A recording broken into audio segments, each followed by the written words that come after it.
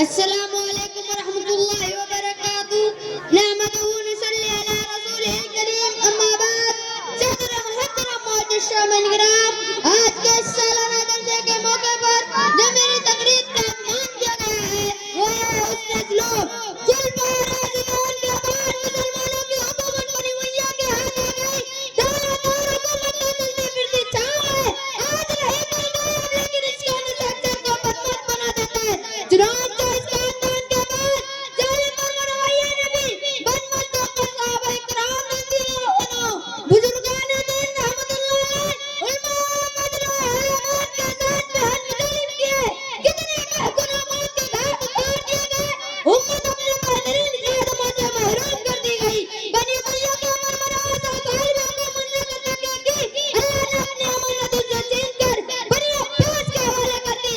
हुकूमत हाथ आते ही बनी अब्बास ने बनी उमैया का नाम निशान मिटाना शुरू किया। इस बनसीब खानदान के तमाम अफराद मर्द औरत बच्चा बूढ़ा चुन चुन कर कत्ल किए जाने लगे। सिर्फ वही लोग बच सके जो भाग कर आबाद हो गए थे। बनी उमैया के आखिरी ताजदार मरूनी सानी की बीवी मदीना भी भाग कर आबाद हो गई थी। खानदानी अब्बासिया के तीसरे फरमानरवा मेहंदी का जमाना था। एक दिन की बात है, उसकी बीवी मदीना उसकी बीवी शाहजाद अपनी सहेलियों के साथ बैठी हुई थी कि एक औरत आई सलाम कर अंदर दाखिल हो गई।